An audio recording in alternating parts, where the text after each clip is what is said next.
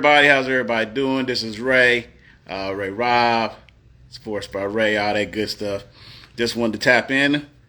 I just want to go real quick. I just got some things on my mind, and there's a couple things to say. Let's first of all start off with college football. Everybody, if you don't know, I'm an Ohio State fan. Ohio State lost 33-32 to the Oregon Ducks. Shout out to the Oregon Ducks. They played well. Ohio State gave up almost 500 yards in total offense. There's been no pass rush. In the last 4 or 5 big games, we have not seen a pass rush. There's obviously a disconnect between Larry Johnson, the D-line coach, and Jim Knowles, the defensive coordinator. If you know Jim Knowles' defenses, Jim Knowles likes to blitz and give pressure. So the first year, he did that, even though he didn't have the talent. And then Michigan busted those big runs, and Georgia's busted those big runs in 2022. And then he went back more to a conservative approach, which has still worked until the big games came, and it still happened. So now it's still happening. And if you look at that Oregon game, there was no pressure. When they did pressure him, Gabriel struggled, but they didn't get a sack on him. So I don't understand. Well, let me put it like this. They're going to have to figure out a way, because they do have the talent to get pressure however they need to do.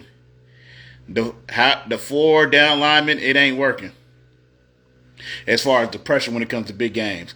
I watched Michigan State and I watched Idaho, if I'm correct. They got pressure on Oregon.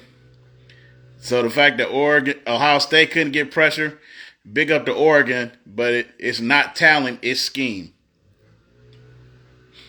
It's scheme. Dillon really got touched. So Will Howard, he played a great game. I mean, that's a mistake that he made, the Dak Prescott mistake that he's going to have to live with. You know, things like that, it builds character. For real, you know. I would love for them to have gone undefeated. But sometimes, you know, you need to hit adversity to see where you're really at.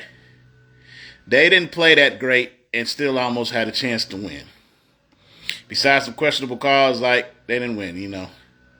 But they get a bye week, so then they get to hear about it even more. People thinking that Ryan Day should be fired. The false narrative that Ryan Day is 1-7 versus top 5 teams. He's actually 2-6. Ohio State, when they beat Notre Dame last year, at the end of the game, fans complained. So Ohio State fans are always going to complain because it doesn't look a certain way. They didn't like Cal McCord. They want Ryan Day followed. I just like to break down a couple of things just to get people, listen, unless you're Nick Saban, he's the only one in early Urban Meyer at Florida who won 2 championships in like 6-7 years. Everybody else that you are trying to put and throw in Ryan Day's face, they all went through the same struggle. Clemson was a laughing stock as far as they couldn't win the big game before when Dabo Swinney got there. It took him 7 to 8 years to win that championship. Clemson and Georgia were the two last. Those were the 2 teams that could not win big games. Kirby Smart, it took him 6 years. Not only that, he's lost the games that he's lost in dramatic fashion. Tua coming in and beating him in the national championship game. Them being up 28-7, and then the next year, then Jalen coming in after they knocked Tua out and replacing him. They had a historical defense the year they won the national championship. Alabama beat them like 41-24. And then was on the verge of beating them again until Jameson Williams tore his ACL. Michie tore his ACL in the SEC final championship game. The next year, Georgia plays Ohio State. Ohio State is up and dominating until that was targeting on Marvin Harrison, and it didn't get called, and he went out. They're 2 wide receivers away from Kirby Smart being the original Ryan Day. You see what I'm saying? And he's 1-5 against Alabama. I'm not saying that to knock him. I'm just saying it's hard, man. Like the only person who has that success against all the other coaches is no longer coaching, Nick Saban. Everybody else, they all got their bumps and bruises. They all got their bumps and bruises. Jim Harbaugh started 0-5 against Ohio State. He would have got fired in the COVID season if he didn't duck all that smoke and didn't play the game. And we know all about the Connor Stallion stuff and all that. It took him 9 years to win. So, that's what it is. It's a lot of great football going on. It's great. Georgia plays Texas this week. I'm going to hold off on that. I'll probably comment a little later on the week on who I think is going to win. Alabama plays Tennessee. Be careful what you wish for, So college football is great. NFL, I'm on here. Let's just talk about it. First of all, Devontae goes to the New York Jets. Congrats to them. Congrats. I know they lost. We'll see what it looks like. In my mind, I don't think it's going to. It may change for a little bit, but the back half of the schedule is a little easier than the first half. So they may be able to gain a little traction. It's a long season. Let's just go to what I'm here for. I'm an avid Justin Fields fan. I'm not scared to say it. I have pounded the table about how only one side continues to get spewed out to the media, which is at this point it's done with intent. You know what I'm saying?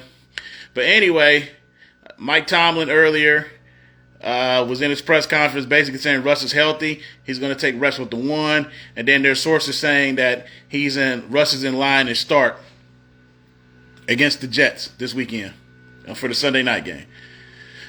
I like Russ. There's things about Russ I do and I don't like. But I think he's a great person, first of all. You know what I'm saying? Let me just take that. I think he's cool. I also feel like Russ that we are looking for, we ain't seen in about 2-3 years. Now, last year, he started to do some things, but he also had a lot of games where he was 21 out of 25 for 144 yards. But I know because how he passes and his passing aesthetics look better than Justin Fields. That's what a lot of people who don't like Justin Fields, because Justin Fields to a lot of people got that Giannis and Russell Westbrook game. It doesn't look aesthetically pleasing to them. So no matter what they do, they're never going to like it. Because that's all it is. People got over it with Lamar because Lamar's so great. But if it doesn't look how they feel like it should look, they cast their opinion and their feelings on it. Not the result, but just how it looks. Justin is 4-2, a couple plays from being 6-0. Everybody talking about they don't like the 100-yard game. I don't. But the funny thing is, it's like you can't mention these quarterbacks because they've had better careers than them. Justin Herbert just started throwing for 200 yards like a couple games ago. Patrick Mahomes has thrown a bunch of less than 200-yard games. A lot of QBs this year, because of the preseason, have not been doing what they usually do. But because it's Justin Fields and everybody's so focused on it, it's like they're pointing that out, but ignoring all the other stuff. Even we can go back to Chicago. Everybody knows that Chicago was in a rebuild, and basically Justin was the stopgap, however they want to play it. But he had to play well enough for them to keep their jobs. And as soon as they kept their jobs, they did him a solid, sending him to Pittsburgh. And then all the stuff that he never had. An explosive running back. Let's get Swift. You know what? We got Komet. Komet was good. He had a career year with Justin, even though people act like he didn't. Let's get Everett, too. And you know what? Let's not get Caleb only one receiver. Let's get him two more. So now you got DJ and you got Romadunze and you got Keenan Allen, the best route runner in the league who runs the slot. Justin never got that. Yeah. CJ Stroud said the same thing. And then you look at the Pittsburgh situation, they've had 4 to 5 linemen go out or be injured. Until this past Sunday, 2 out of their 3 best running backs have not played the majority of the season. Jalen Warren's first game was Sunday. Cordero Patterson, who was actually running better than Najee Harris until this past Sunday, he left out of the game. So you got 4 to 5 linemen out. 2 of your 3 best running backs out. Consistent penalties, drive-killing penalties, drops. Not to say Justin hasn't had his miscues, but I haven't seen a breakdown of any other quarterback. If y'all tell me if you have, provide footage of it.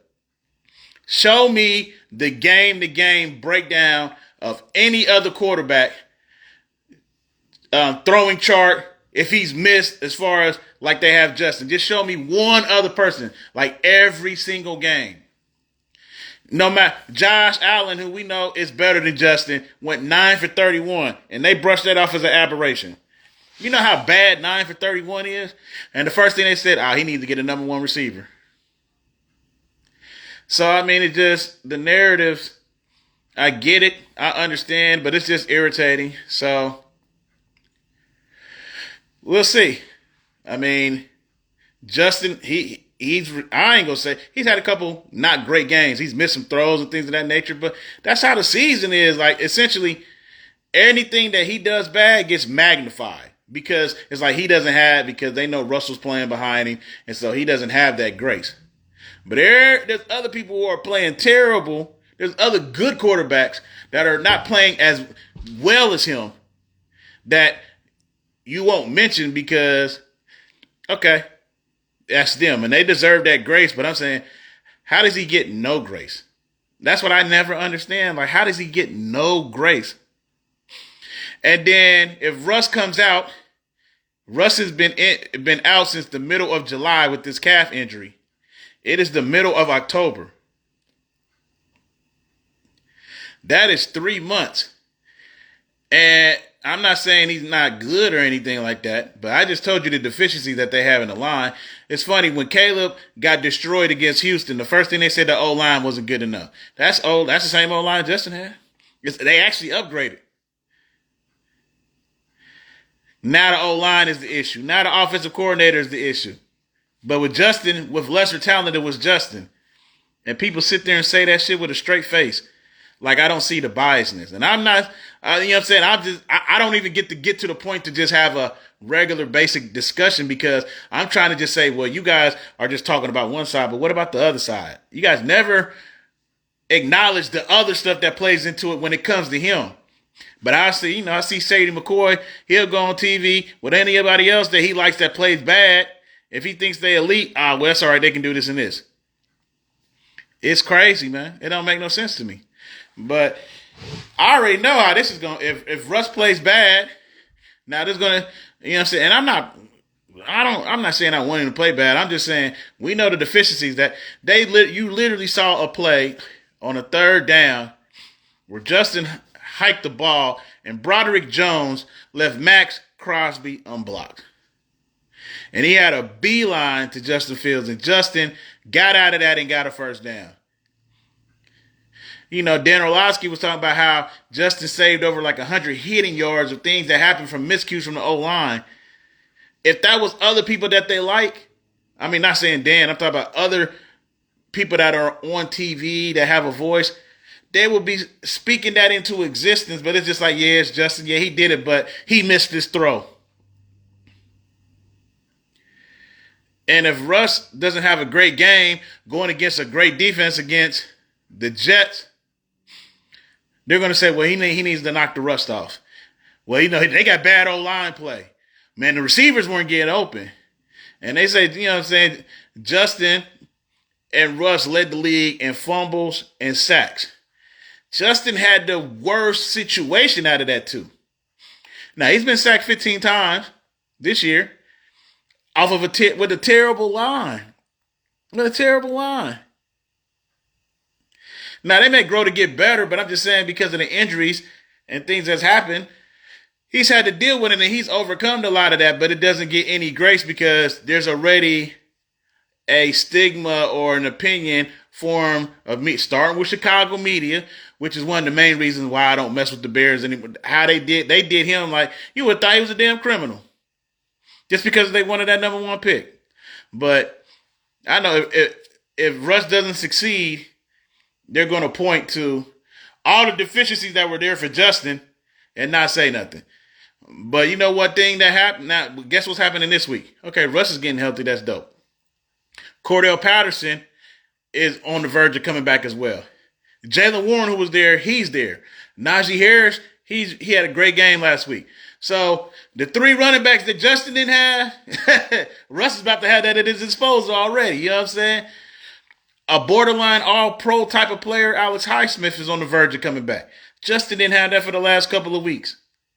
Nobody mentions that. Then he comes back. You see what I like? So now when the team is coming back, it's like, all right, well, we may just give it to Russ. It's damn near the same thing that just happened in Chicago to him. Hold it down. I know when it's rough, but when it gets good, man, we're gonna try this out.